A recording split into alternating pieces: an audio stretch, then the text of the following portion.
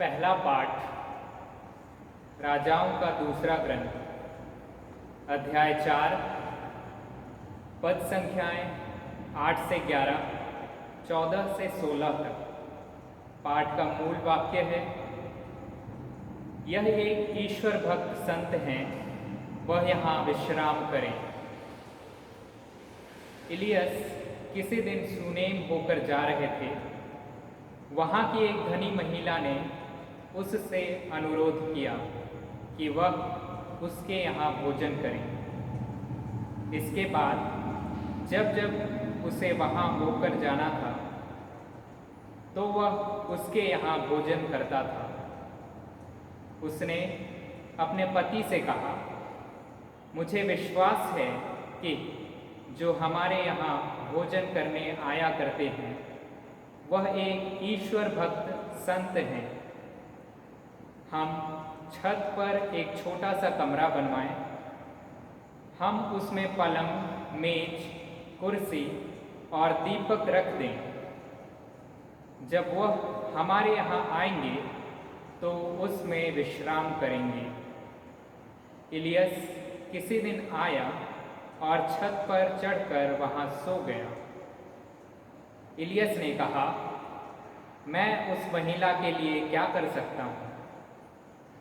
उसके नौकर गेहजी ने उत्तर दिया, उसके कोई पुत्र नहीं है और उसका पति बूढ़ा है। इसलिए इलियस ने कहा, उसे बुलाओ। उसने उसे बुलाया और वह द्वार पर खड़ी हो गई। तब इलियस ने कहा, अगले वर्ष इसी समय तुम्हारी गोद में पुत्र होगा। यह प्रभु की वाणी है। ईश्वर को धन्यवाद। दूसरा पाठ रोमियों के नाम संत पौलुस का पत्र अध्याय 6 पद संख्या 3 से 4, 8 से 11 तक। पाठ का मूल अंश है, हम मसीह की मृत्यु का बपतिस्मा ग्रहण कर उनके साथ इसलिए दफनाए गए हैं कि हम भी एक नया जीवन अपनाएं। आप लोगों को यह शिक्षा मिली कि यीशु मसीह का जो बपतिस्मा हम सबों को मिला है वह उनकी मृत्यु का बपतिस्मा है। हम उनकी मृत्यु का बपतिस्मा ग्रहण कर उनके साथ इसलिए दफनाए गए हैं कि जिस तरह मसीह पिता के सामर्थ्य से मृतकों में से जी उठे हैं, उसी तरह हम भी एक नया जीवन जिए। हमें विश्वास है कि यदि हम मसीह के साथ मर गए हैं तो हम उन्हीं के जीवन के भी भागी होंगे, क्योंकि हम जानते हैं कि मसीह मृतकों में से जी उठकर फिर भी नहीं मरेंगे। अब मृत्यु का उन पर कोई बस नहीं। वह पाप का हिसाब चुकाने के लिए एक बार मर गए और अब वह ईश्वर के लिए ही जीते हैं। आप लोग भी अपने को ऐसा ही समझिए, पाप के लिए मरा हुआ और यीशु मसीह में ईश्वर के लिए जीवित। यह प्रभु की वाणी है। ईश्वर को धन्यवाद।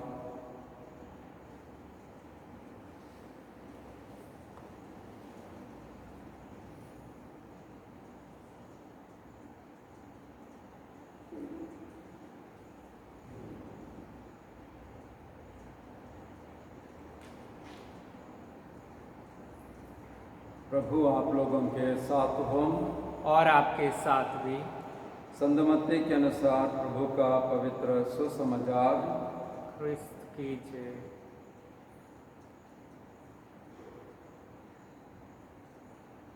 यीशु ने 12 प्रेरितों से कहा, जो अपने पिता या अपनी माता को मुझसे अधिक प्यार करता है वह मेरे योग्य नहीं। जो अपने पुत्र या अपनी पुत्री को मुझसे अधिक प्यार करता है वह मेरे योग्य नहीं। जो अपना क्रूस उठाकर मेरा अनुसरण नहीं करता वह मेरे योग्य नहीं। जिसने जिसने अपना जीवन सुरक्षित रखा है वह उसे खो देगा, और जिसने मेरे कारण अपना जीवन खो दिया है वह उसे सुरक्षित रख सकेगा। जो तुम्हारा स्वागत करता है वह मेरा ही स्वागत करता है, और जो मेरा स्वागत करता है वह उसी का स्वागत करता है जिसने मुझे भेजा है। जो नबी का इसलिए स्वागत करता है कि वह नबी है, वह नबी का पुरस्कार पाएगा, और जो धर्मी का इसलिए स्वागत करता है कि वह धर्मी है, वह धर्मी का पुरस्कार पाएगा। जो कोई इन छोटे में से किसी एक को एक प्याला ठंडा पानी इसलिए पिला दें कि वह मेरा शिष्य है, तो मैं तुम्हें विश्वास दिलाता हूँ कि वह अपने पुरस्कार से वंचित नहीं रहेगा।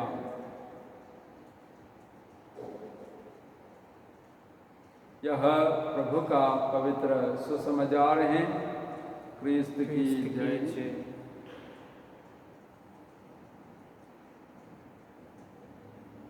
क्रिस्त में मेरे प्रिय भाइयों बहनों तथा मेरे प्रिय बच्चों, हम लोग वर्ष के 13वां रविवार में हैं।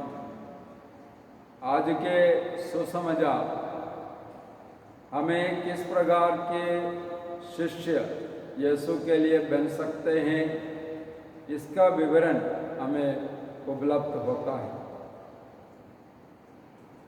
हमें मालूम है कि हमारे भारतीय परंपरा में किसी गुरु के चेला बनना, शिष्य बनना एक महत्वपूर्ण बात रही है। पुराने ज़माने में जब एक व्यक्ति हमारी भारतीय परंपरा के अनुसार किसी गुरु को अपना गुरु स्वीकार करते हुए जाते हैं, तो वे गुरु के साथ गुरु के घर में रहा करते थे, और धीरे धीरे गुरु की सभी शिक्षाओं को आत्मसात करते हुए वे बिल्कुल उस गुरु जैसा ही अपना जीवन जीना शुरू करते थे। एक प्रकार से हम कह सकते हैं गुरु चेला रिश्ता जो है एक घनिष्ठ रिश्ता रही। चेला वास्तव में गुरु का नकल हो जाता है, और लगभग वही बात आज प्रभु यीशु हमसे कहते हैं। हमने जो यीशु के बपतिस्मा ग्रहण किए हैं, जिसके विषय में आज का दूसरा पाठ में संत पौलुस लिखते हैं, बपतिस्मा ग्रहण करते समय हम यीशु के साथ पाप के लिए मर जाते हैं, मर गए हैं। तब से हमारे अंदर में यीशु का आत्मा, ईश्वर का आत्मा सक्रिय हो जाते हैं, जीवित हो जाते हैं, और तब से हम वास्तव में यीशु का सदृश्य बनते जाने का जिम्मेदारी या चुनौती हम स्वीकार कर लेते हैं। इसलिए यीशु के शिष्य बनना बहुत बड़ी एक जिम्मेदारी है, और वो यीशु के शिष्य बनने के लिए आज के सुसमाचार में प्रभु यीशु दो बातें रखते हैं। एक तो हमें पहली नज़र में ऊपरी नज़र से देखने से हमें लगेगा कि यह बहुत कठिन एक बात है, क्योंकि यीशु ने कहा जो अपने पिता या अपनी माता को मुझसे अधिक प्यार करता है वह मेरे योग्य नहीं हो सकता है, और जो अपना क्रूस उठाकर मेरा अनुसरण नहीं करता वह मेरे योग्य नहीं हो सकता है। यानी यीशु के शिष्य बनने के लिए हमें अपने अपने दैनिक जीवन का क्रूस उठाकर यीशु के पीछे पीछे चलना होगा, यीशु के सदृश्य बनते जाना होगा। 40 साल में हम लोग बड़ी भक्ति भावना से यीशु का क्रूस रास्ता को हम लोग मनन चिंतन करते हैं, बड़े गहराई से, बड़े प्रेम से, बड़ी भक्ति से।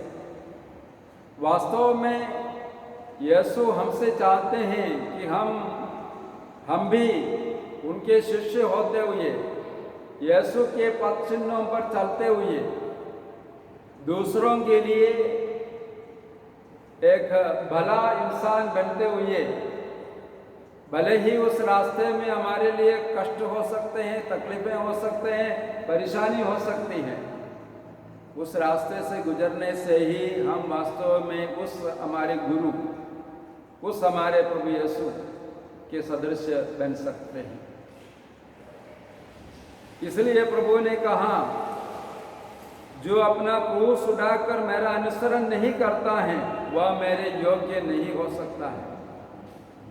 यानी हमें उनके शिष्य बनने के लिए अपने जीवन का क्रूस उठाकर, अच्छे कार्यों का, भले कार्यों का क्रूस उठाकर, भले ही हमारे बारे में लोग तरह तरह की बातें करें, फिर भी हमें उस भलाई के रास्ते से कभी भी हटना नहीं चाहिए।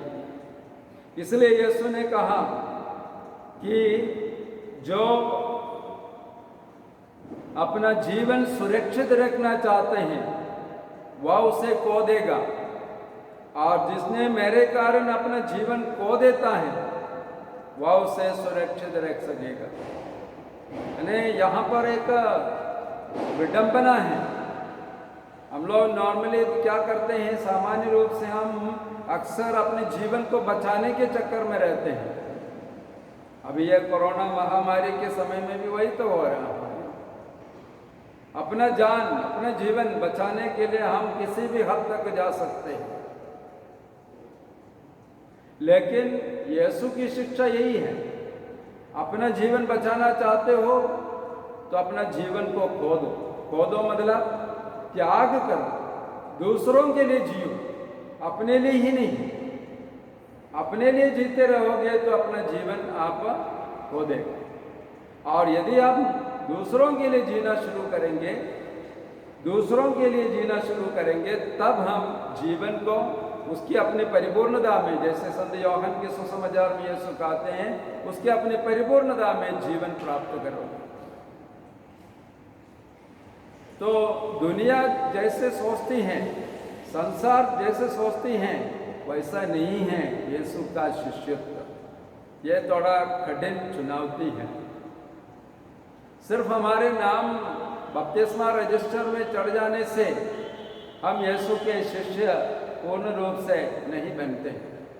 यीशु के शिष्य बनने के लिए हमें दूसरों को माफ करना होगा। यदि उन्होंने हमें दुख दिए हैं तो दूसरों को, हमारे दुश्मनों को भी प्यार करना होगा।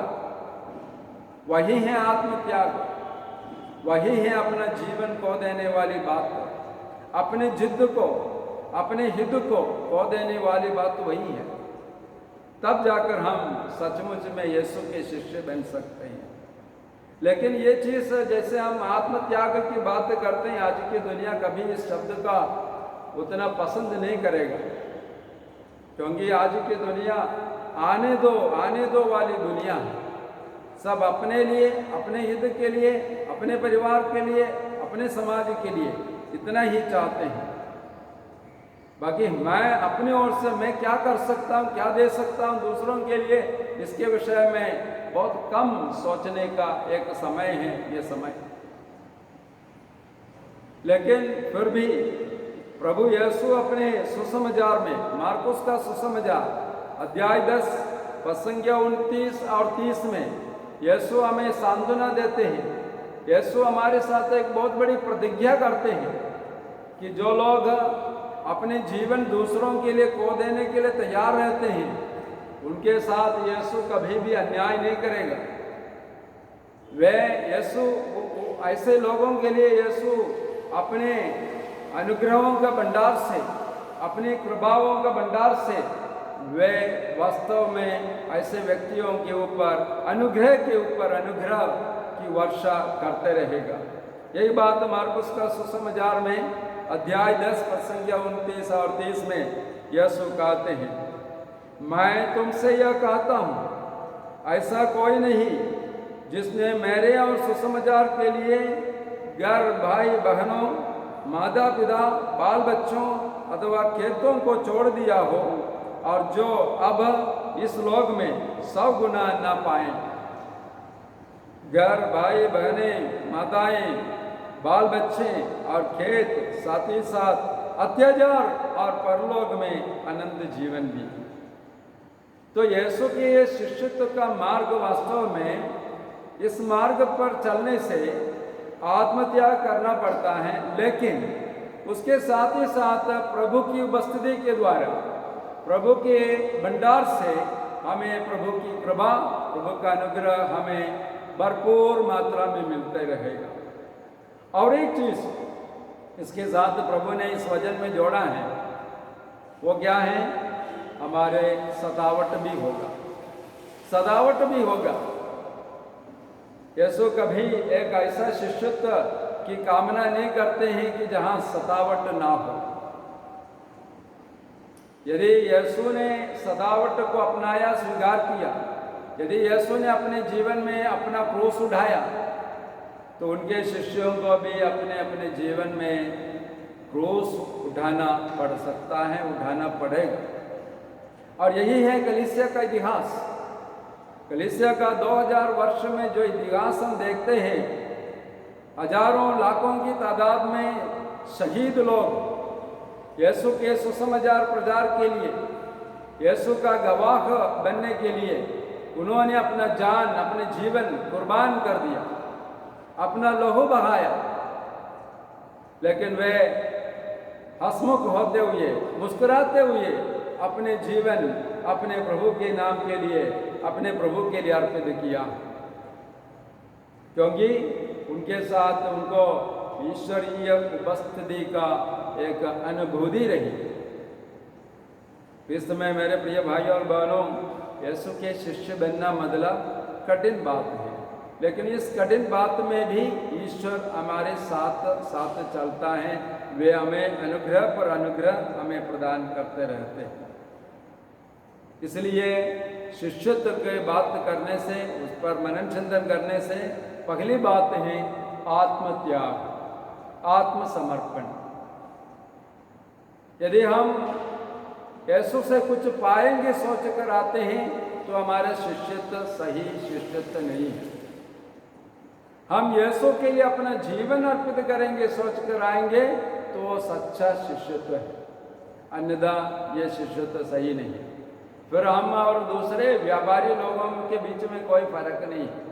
कुछ पाने के लिए हम कुछ दे देते हैं, ऐसा नहीं, बल्कि हमें यीशु की शिष्य बनने के लिए, यीशु के शिष्य बनने के लिए अपने जीवन को कुर्बान करने की शिक्षा लेनी चाहिए।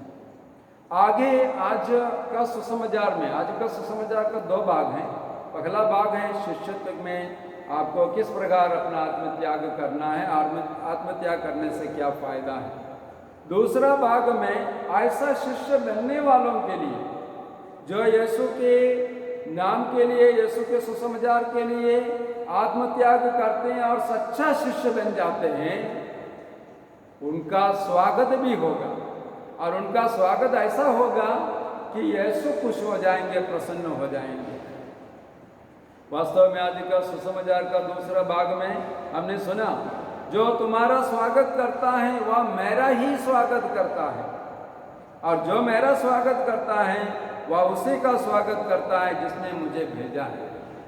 यानी यीशु के द्वारा भेजे गए अपने शिष्यों को जब हम लोग स्वीकार करते हैं, दिल से स्वीकार करते हैं, तो हम किसको स्वीकार कर रहे हैं? हम यीशु को ही स्वीकार कर रहे हैं, यीशु का ही हम स्वागत करते हैं। और जब हम यीशु को स्वागत करते हैं, तब हम जिसने यीशु को भेजा है, पिता ईश्वर को हम स्वागत करते हैं। पिता ईश्वर को हम स्वागत करते हैं।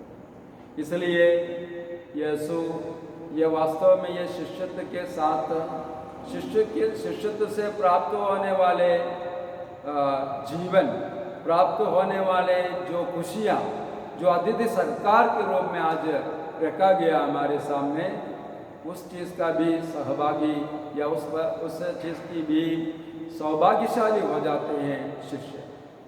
इसलिए यीशु ने कहा कि जो आपका स्वागत करता है वह मुझे स्वागत करता है। और हमारे बीच में यीशु का प्रवक्ता बनकर, यीशु का राजदूत बनकर हमारे बीच में विभिन्न प्रकार के विभिन्न लोग आते हैं। हमारे धर्माध्यक्ष यीशु का राजदूत है, हमारे पल्ली पुरोहित यीशु का राजदूत है, हमारे पुरोहितगण हमारे यीशु का राजदूत है। वे उनका संदेश लेकर आते हैं, और उनका संदेश तब लेकर आते हैं जब वे अपनी ओर से अपनी कमजोरियों के बावजूद जब वे यीशु के लिए अपना आत्मत्याग करने के लिए कोशिश करते हैं, तभी वे उनका राजदूत बनकर, उनका अग्रदूत बनकर, उनका प्रवक्ता बनकर हमारे बीच में उपस्थित हो जाते हैं। इस बात का उल्लेख संत पौलुस कुरिन्थियों के नाम अपना दूसरा पत्र में अध्याय 5 पद संख्या में लिखते हैं। दूसरा कुरिन्थी अध्याय 5 पद संख्या 20 संत पौलुस लिखते हैं, इसलिए हम मसीह के राजदूत हैं। मैं फिर से दोहराता हूं, इसलिए हम मसीह के राजदूत हैं। मानो ईश्वर हमारे द्वारा आप लोगों से अनुरोध कर रहा है। हम मसीह के नाम पर आपसे यह विनती करते हैं कि आप लोग ईश्वर से मेल कर लो। तो ईश्वर का राजदूत, प्रभु का राजदूत का एक बड़ी जिम्मेदारी है लोगों को ईश्वर के साथ मेल कराना, मेल कराते रहना। हम सभी मानव हैं, गलतियां हो जाते हैं, पाप करते हैं, पाप में गिर जाते हैं, लेकिन समय समय पर यीशु का राजदूत, हमारे धर्माध्यक्ष, हमारे पुरोहितगण हमें ईश्वर के साथ मेल कराने के लिए प्रयासरत होते हुए हमारे पास आए हैं। इसलिए संत पौलुस आगे भी कहते हैं, एफेसियों के नाम उनका पत्र में एफेसी अध्याय 6 पद संख्या 20 में संत पौलुस फिर से कहते हैं, जिस सुसमाचार का मैं भेड़ियों से बंधा हुआ राजदूत हूं, आप विनती करें जिससे मैं निर्विघ्नता से सुसमाचार का प्रचार कर सकूं, जैसा कि मेरा कर्तव्य है।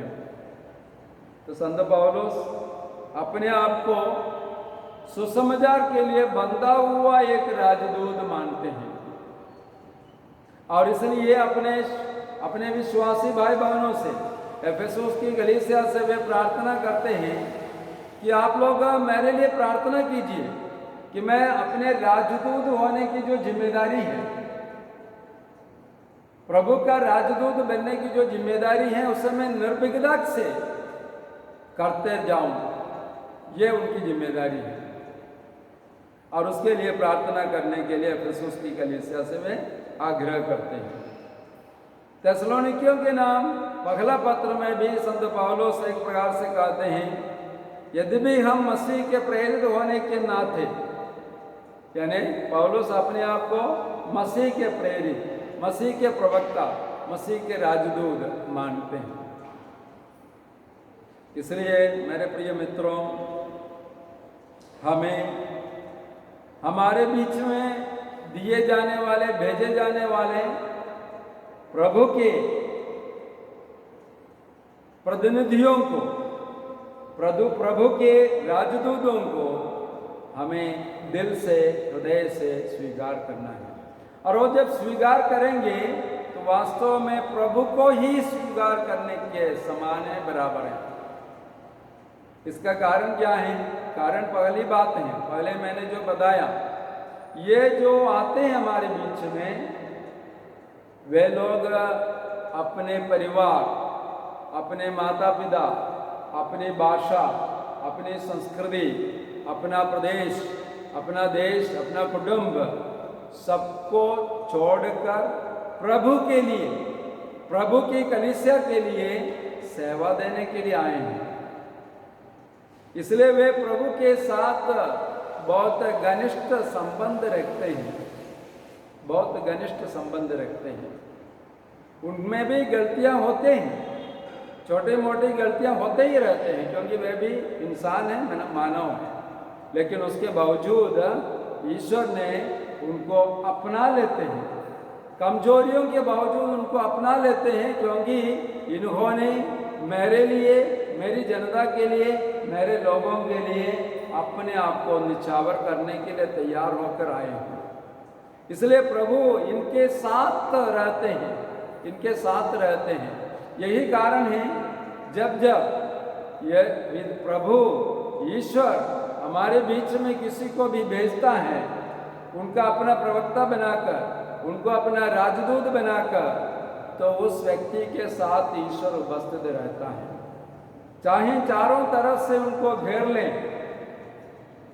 चारों तरफ से उन्हें घेर लें, फिर भी ईश्वर उनके साथ साथ चलता है। यही है कलीसिया का इतिहास, यही है मिशनरियों का इतिहास, यही है प्रेरितों का इतिहास। रक्त बहाने के लिए भी वे तैयार हो जाते हैं। और वही बात को आज हमने पहला पाठ में सुना। नबी एलिसाई ईश्वर का नबी, वे शुनेम होकर जा रहे थे। तब क्या हुआ? शुनेम की एक धनी महिला ने उनसे अनुरोध किया, आप हमारे घर में रह जाइए, विश्राम कीजिए।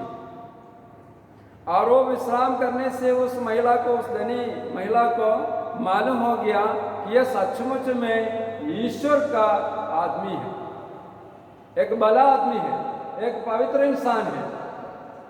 इसलिए उन्होंने क्या किया? जब भी ये नबी एलिसाई उस शुनेम होकर जाते थे, उन्होंने अपने घर में उनके लिए जगह दिया, रहने के लिए, विश्राम करने के लिए, भोजन की व्यवस्था सब कुछ उन्होंने करके दिया। और वास्तव में आज का पहला पाठ में हमने सुना, एलिसाई ये सब इनका ये अतिथि सत्कार को स्वीकार करते हुए उनको लगा ये महिला बहुत अच्छी महिला है, बहुत अच्छी महिला है, तभी तो इनका स्वागत हो रहा था उनके माध्यम से, उनके द्वारा। तब उन्होंने अपने सेवक को बुलाकर उन्होंने पूछा, इस महिला के लिए मैं क्या करूं? कुछ तो देना है, इतनी अच्छी महिला, मेरी सेवा सत्कार, अतिथि सेवा करते रही हैं इतने सारे दिन। तब उनके सेवक ने कहा, महोदय ये बांझ हैं, इनका कोई संतान नहीं है, इनका श्रीमान काफी बुजुर्ग हो चुका है। परिस्थिति से अवगत कराया नबी को, और जब परिस्थिति से अवगत कराया तब नबी क्या कहते हैं? नबी कहते हैं उस महिला से, अगले वर्ष इसी समय तुम्हारी गोद में पुत्र होगा। मैं फिर से दोहराता हूं, अगले वर्ष इसी समय तुम्हारी गोद में पुत्र होगा, शिशु लाभ होगा। यह ईश्वर की ओर से देने वाली एक कृपा है, क्योंकि ईश्वर का प्रवक्ता, ईश्वर का राजदूत, स्वागत किया गया इस महिला के घर में। और इतना ही नहीं, उस महिला ने, आज का पहला पाठ में हमने सुना, अपने पति देव से उन्होंने कहा, देखिए ये तो सचमुच में ईश्वर का एक आदमी है, हम इनके लिए अपने छत के ऊपर एक छोटा सा कमरा बनाकर, एक टेबल, एक कुर्सी और सोने के लिए जगह और भोजन की व्यवस्था कर देते हैं। तो उनके ये जो उदारता है, स्वागत करने में, अतिथि सत्कार करने में जो उदारता है, इस उदारता के लिए ईश्वर प्रतिफल देते हैं, ईश्वर प्रतिफल देता है। ईश्वर के लिए जब हम अपने जीवन को अर्पित करते हैं, ईश्वर हमें आधा रास्ता नहीं छोड़ता है, क्योंकि ईश्वर अपने शिष्यों के लिए, अपने लोगों के लिए हमेशा प्रतिफल देने वाला है। ईश्वर धोखेबाज नहीं है। और यही कारण है हमारे कलीसिया के इतिहास में मिशनरी लोग, प्रेरित लोग और बहुत सारे शहीद हो गया, क्योंकि उनको मालूम है कि उनको अनंत जीवन प्राप्त होगा। ईश्वर उन्हें छोड़ेगा नहीं, ईश्वर उन्हें प्रतिफल देगा। वही बात इस नबी के साथ, एलीशा के साथ हुआ है। उनके लिए प्रतिफल दिया गया कि नबी ने उस महिला को, जो धनी महिला उन्होंने स्वागत किया, उनको ये दिया गया। इसलिए प्रिय मित्रों, जब हम यीशु के द्वारा भेजे गए, प्रभु के द्वारा भेजे गए कोई व्यक्ति हमारे बीच में प्रभु के नाम में कलीसिया से संयुक्त होकर आते हैं, कलीसिया से संयुक्त होकर यानी कलीसिया के माध्यम से आते हैं, ऐसे व्यक्तियों को हमारे घर में स्वागत किए जाना चाहिए। स्वागत करने से प्रभु को स्वागत करने के बराबर हो जाते हैं।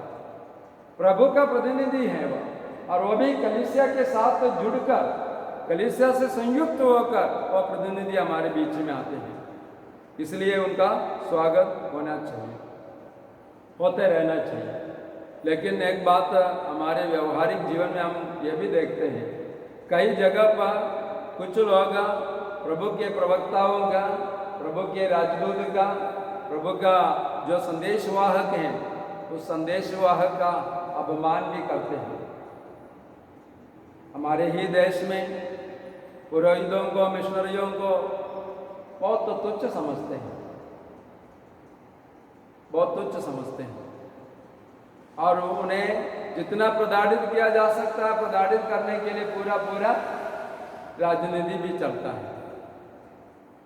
फिर भी हमें समझना चाहिए, क्यों प्रभु के वचन के अनुसार हम समझ सकते हैं क्यों लोग प्रभु के संदेश को, प्रभु के संदेशवाहकों को स्वीकार नहीं करना चाहते हैं। पवित्र बाइबल में इसका बहुत अच्छे उदाहरण मिलते हैं। कुरिन्थियों के नाम पौलुस का पहला पत्र अध्याय 2 वचन 13 और 14 में, पहला कुरिन्थी अध्याय 2 वचन 13 और 14 में प्रभु का वचन कहता है, हम उन वरदानों की व्याख्या करते समय मानवीय प्रज्ञा का शब्दों का नहीं, बल्कि आत्मा द्वारा प्रदत्त शब्दों का अर्थात आध्यात्मिक शब्दावली का प्रयोग करते हैं। ये प्रवक्ता लोग जो आते हैं, संसार के अनुकूल वाली बातें नहीं करेगा। उनकी शब्दावली संसार की शब्दावली नहीं होगी, उनका संदेश संसार का संदेश नहीं होगा, उनका संदेश प्रभु का संदेश होगा, उनका संदेश पवित्र आत्मा से प्रेरित संदेश होगा। इसलिए उनकी भाषा, उनकी शैली, उनका शब्दावली सब कुछ पवित्र आत्मा की शब्दावली होगी, आध्यात्मिक शब्दावली होगी। इसलिए जो आत्मा के प्रतिकूल कार्य करते हैं, जो संसार के अनुकूल हैं, उनको तकलीफ होगी इन संदेशों को स्वागत करने में, स्वीकार करने में। यही बात संत पौलुस लिखते हैं। इसलिए वे कहते हैं आगे वचन 14 में, प्राकृत मनुष्य ईश्वर की आत्मा की शिक्षा स्वीकार नहीं करता है। प्राकृत मनुष्य मतलब दुनिया के दृष्टिकोण से जीने वाले वास्तव में प्रभु की शिक्षा को स्वीकार नहीं करेगा, थोड़ा तकलीफ देता है, वह उसे मूर्खता मानेगा, वह उसे मूर्खता मानता है और समझने में असमर्थ हो जाते हैं। और यूहन्ना का सुसमाचार अध्याय 3 वचन 19 में भी लगभग इसी प्रकार का वचन मिलते हैं। यूहन्ना का सुसमाचार अध्याय 3 वचन 19, 20 और 21 में वचन कहता है, दंडाज्ञा का कारण यह है कि ज्योति संसार में आई है और मनुष्यों ने ज्योति की अपेक्षा अंधकार को अधिक पसंद किया, क्योंकि उनके कर्म बुरे थे, उनके कर्म बुरे थे। इसलिए ज्योति की अपेक्षा किसको पसंद करते हैं? अंधकार को पसंद करते हैं। यूहन्ना का सुसमाचार में ही अगला वचन में प्रसंगिया 20 में कहते हैं, जो बुराई करता है वह ज्योति से बाहर करता है। जो बुराई करता है वह ज्योति से बाहर करता है और ज्योति के पास इसलिए नहीं आता कि कहीं उसके कर्म प्रकट ना हो जाएं। और आगे आखिरी वचन 21 में कहते हैं, किंतु जो सत्य पर चलता है, जो सत्य पर चलता है वह ज्योति के पास आता है, जिससे यह प्रकट हो कि उसके कर्म ईश्वर की प्रेरणा से हुए हैं। तो हम अपने आध्यात्मिक जीवन पर थोड़ा मनन चिंतन कर सकते हैं, अपने अंतरात्मा से सवाल पूछ सकते हैं, मेरा जीवन किस प्रकार का है? मैंने प्रभु यीशु का शिष्यत्व यदि अपनाया है, किस प्रकार का शिष्य मैं हूँ? क्या मैं ज्योति को पसंद करने वाला हूँ, ज्योति को स्वीकार करने वाला हूँ? यदि मैं ज्योति को स्वीकार नहीं कर पाता हूँ, ज्योति से मेरा बैर है, घृणा है, नफरत है, तो अब अपना अंतरात्मा का जांच करके देखें, अपने अंदर की ओर झांक कर देखें कि कहीं मैं बुराई में तो फंसा हुआ नहीं हूँ। यदि मैं बुराई में फंसा हुआ हूँ तो फिर मैं ज्योति को पसंद नहीं कर सकूँगा। यदि मैं भला इंसान हूँ, यदि मैं सत्य बोलने वाला हूँ, यदि मैं सत्य के मार्ग पर चलने वाला हूँ, तो मैं प्रभु का संदेश को पसंद करूँगा, उनकी ज्योति को पसंद करूँगा और उस ज्योति से मैं आलोकित होते रहने के लिए प्रयासरत रहूँगा। कृष्ण में मेरे प्रिय भाई और बहनों, आज का ये तीनों पाठ हमें हमारे प्रभु के शिष्य बनने के लिए रास्ता बता रहे हैं।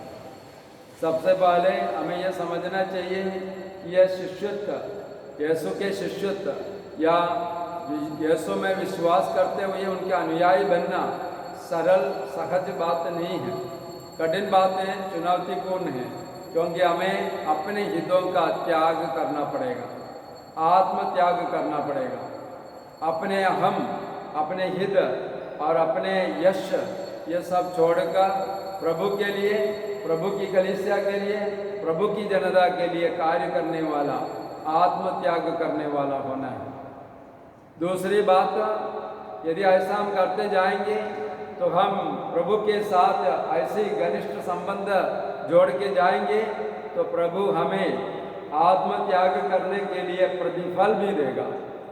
अनुग्रह पर अनुग्रह हमारे जीवन में उसकी वर्षा होते रहेगा